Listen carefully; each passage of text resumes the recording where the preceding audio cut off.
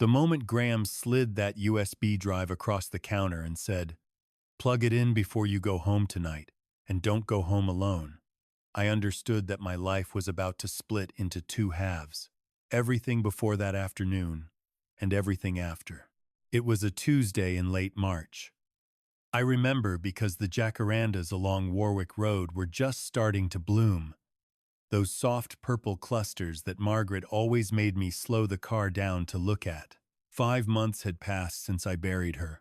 5 months since I stood in the rain at Rookwood Cemetery and watched them lower the only woman I had ever truly loved into the red earth. And I still hadn't figured out how to be a person without her.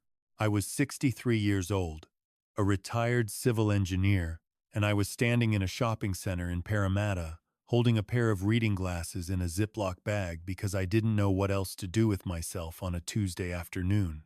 The glasses were Margaret's. She'd had them for years, tortoiseshell frames, slightly scratched on the left lens.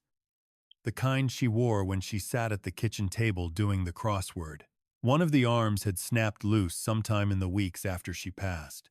I'd found them on her bedside table when I was finally ready to go through her things, and I couldn't throw them out. I told myself I was keeping them because our granddaughter Lily might want something of her Nan's one day. But the truth was simpler and sadder than that. I just wasn't ready to let go of anything that still smelled faintly of the woman I'd been married to for 38 years. Graham Yates had been fixing optical frames out of a small shop in the Westfield for as long as I could remember.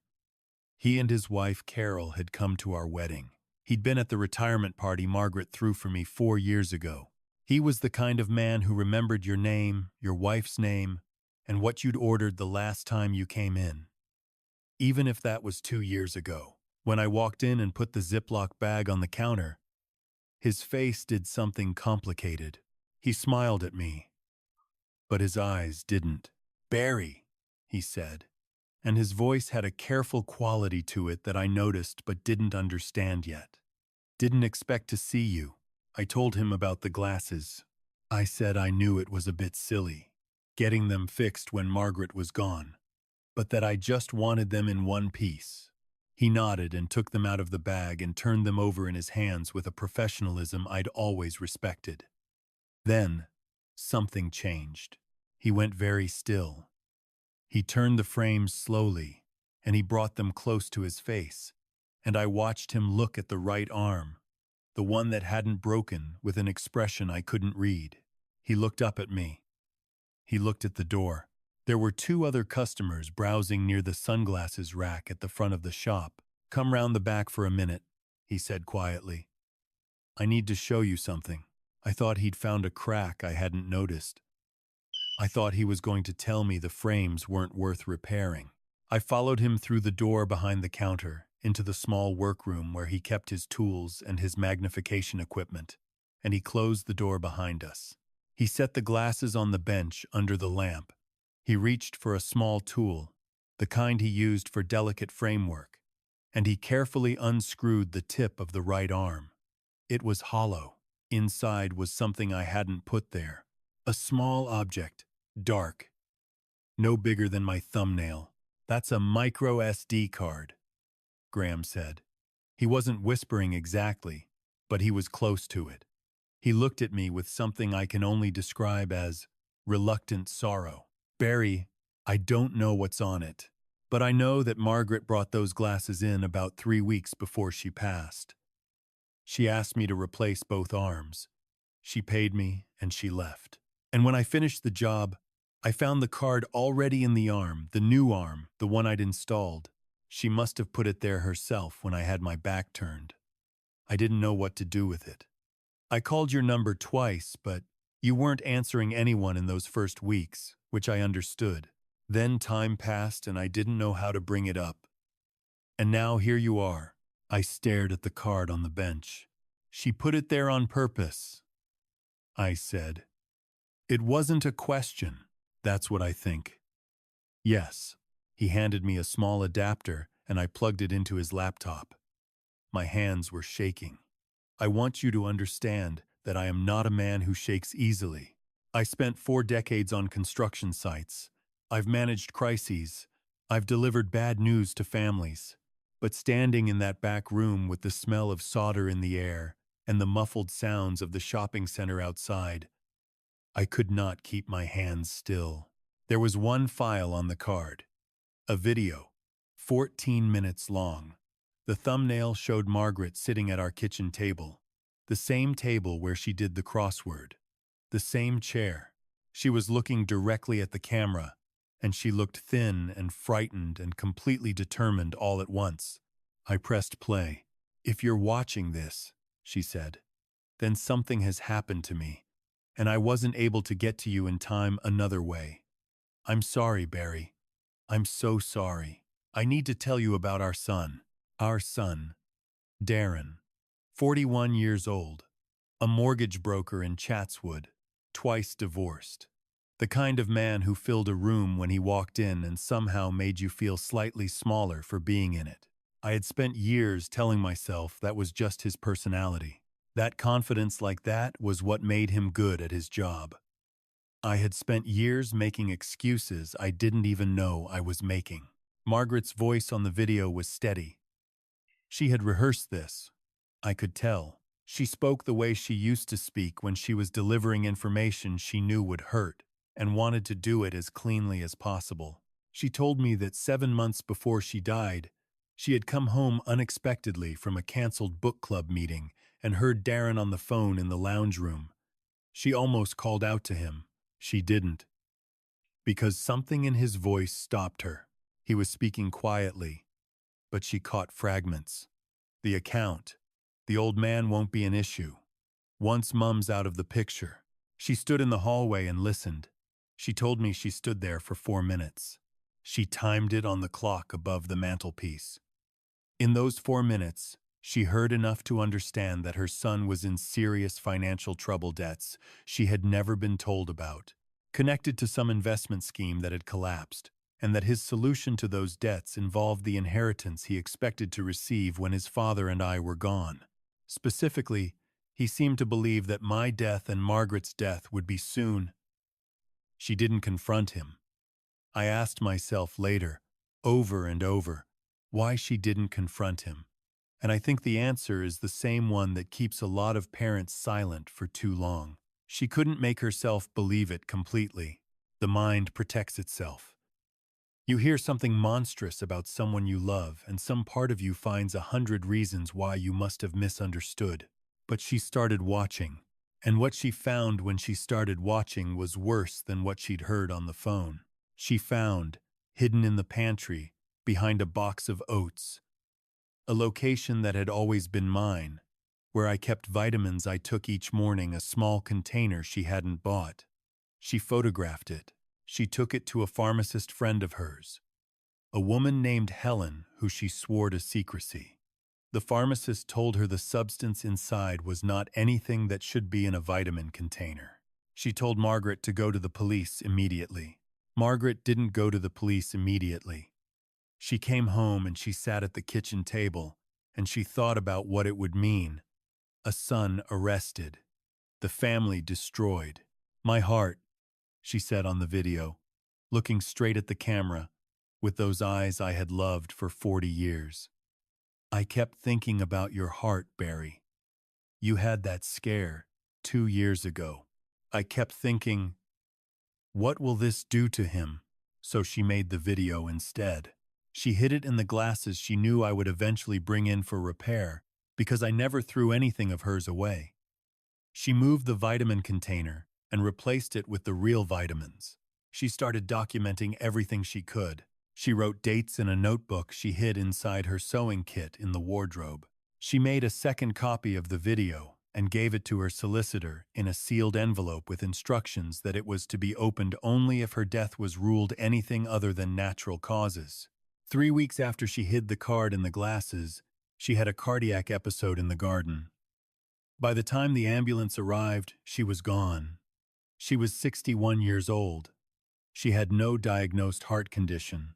She had been to the doctor 8 months earlier and been told she was in good health. The 14-minute video ended. Graham handed me a glass of water without saying anything, because there was nothing to say. I sat in that back room for a long time, long enough that Graham quietly turned the sign on the shop door to closed. The first person I called was not the police. It was my daughter-in-law Darren's ex-wife, actually, his first ex-wife. A woman named Pauline who had left him after 6 years and with whom I had, against all social convention, maintained a warm friendship. Pauline was a solicitor herself. She listened to everything I told her in the car park outside the shopping center, standing beside my car in the fading afternoon light. And when I finished, she was quiet for 10 seconds, and then she said, "Barry, don't go home tonight." I asked her why not. Because if he knows you've been to Graham's shop, and if he knows Margaret left something behind, then your house is the worst place you can be right now. I stayed at my brother Keith's place in Penrith that night. I told Keith enough that he wouldn't ask too many questions, and enough that he would insist on sleeping with the back door locked for the first time in 20 years. I lay on the guest bed and looked at the ceiling and thought about my son. I thought about the little boy who had sat on my shoulders at the Easter show. I thought about the 18-year-old who'd stood at the end of a hospital corridor and cried when I told him his mother had had a miscarriage and wouldn't be having another child. I thought about the man he had become and tried to find in him the boy I remembered. And the distance between those two things was the loneliest distance I have ever tried to cross. Pauline had called a friend of hers at the New South Wales Police the night before, and by 9 o'clock the next morning, I was sitting in an interview room at Parramatta Police Station with a detective named Constable Verity Okafor, who was younger than I expected and more thorough than I could have hoped. She watched the video 3 times. She asked me careful, specific questions about Margaret's movements in the months before her death, about Darren's visits to the house, about the pantry, about the vitamin routine. She told me they would need to contact the solicitor who held the sealed envelope. She told me they would likely request an exhumation. I had to ask her to repeat that word. Not because I hadn't heard it, because hearing it in relation to Margaret was something my brain refused to process the first time. The exhumation took 3 weeks to authorize, 3 weeks in which I moved out of the family home and into Keith's spare room permanently, during which time I told Darren only that I was having some work done on the house and would be staying elsewhere for a while. He called me twice during those 3 weeks. Both calls were brief and unremarkable. He asked how I was going. I told him I was keeping busy. He said he'd come round and have lunch one day soon. I said that would be good. I have no idea how I said those things. The results of the exhumation were not made public, but Constable Okafor came to see me at Keith's house on a Wednesday evening in late April. She sat at Keith's kitchen table, and she told me that the toxicology results had identified a substance in Margaret's system that was not consistent with natural cardiac death. She told me the investigation was now a homicide investigation. She told me that Darren had been located and was being brought in for questioning. What she also told me, and this was the thing that stayed with me longest, was that in searching Darren's home office, they had found documentation related to a financial scheme that had resulted in debts of nearly $400,000 and correspondence that made clear he had been pressuring a financial planner to restructure my and Margaret's estate in his favor, under the false pretense that I was experiencing cognitive decline. He had told this financial planner, in writing, that I was showing signs of dementia, that I was no longer competent to manage my own affairs. He had been building a paper case to have me declared incapacitated. I had just passed a full cognitive assessment as part of my annual medical 12 months earlier. I had no cognitive decline. I was a sharp man, then and now. My son had been preparing to erase me on paper before erasing me, in fact. He was charged 8 weeks after the exhumation. The charges included murder, attempted murder based on the substance found in the vitamin container, which had been retrieved by investigators after Margaret's notes directed them to the pharmacist Helen, and financial fraud. He pleaded not guilty on all counts. The trial lasted 4 weeks. I attended every day. I sat behind the bar table in the public gallery, and I wore the same gray suit I had worn to Margaret's funeral. And I don't know why, except that it felt right, like I was carrying her with me, like she had done so much of the work to bring us here, and the least I could do was show up. There were moments in that courtroom that I will carry forever. The moment when Margaret's video was played in full for the jury, and the room went completely silent.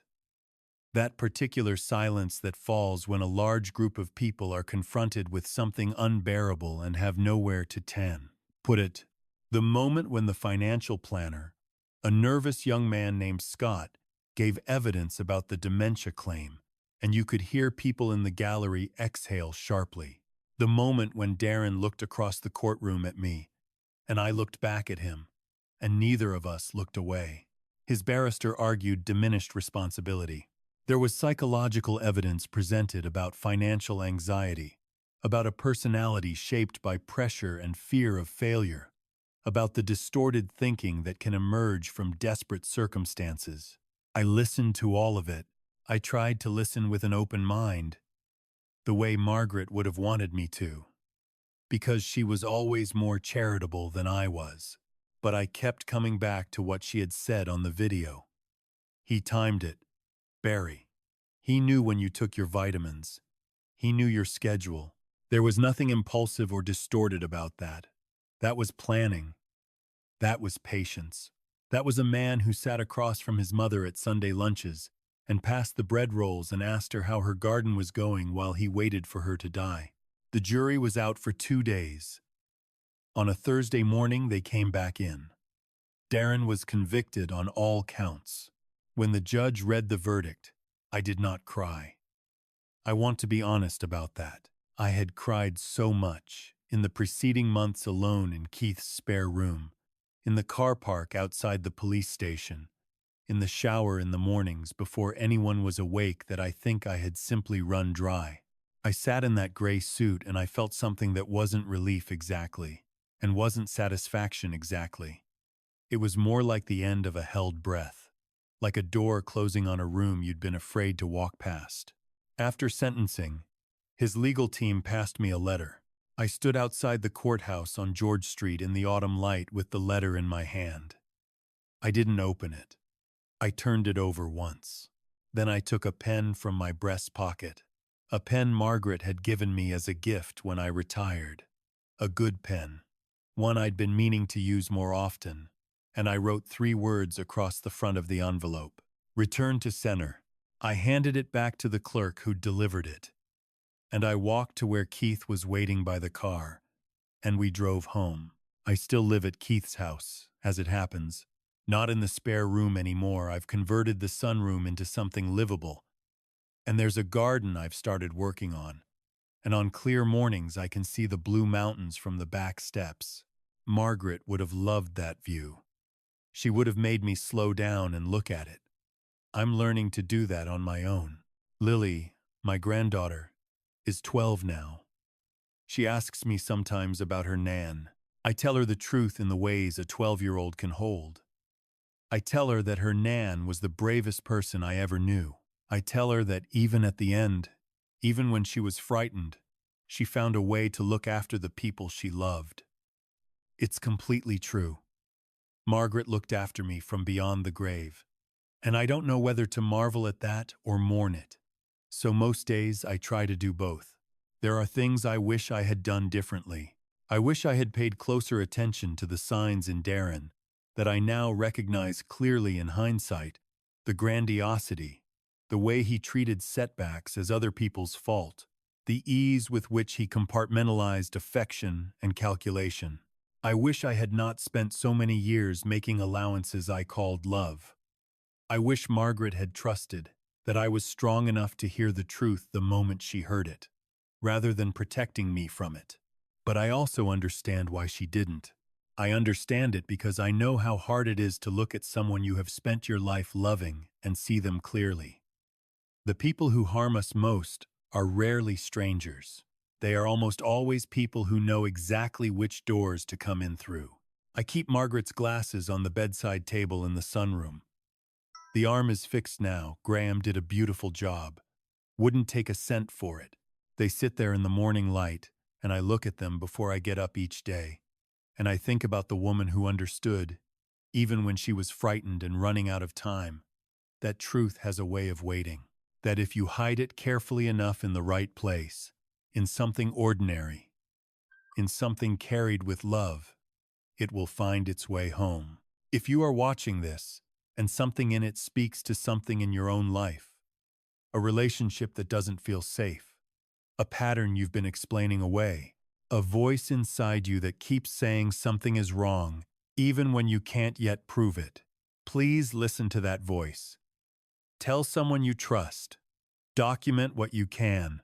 Do not wait until you understand it completely, because sometimes the understanding comes too late. And if you are fortunate enough to still have the people you love beside you, slow down. Look at the jacarandas. Tell them what they mean to you. Don't wait for a Tuesday afternoon in a shopping center to understand what you had.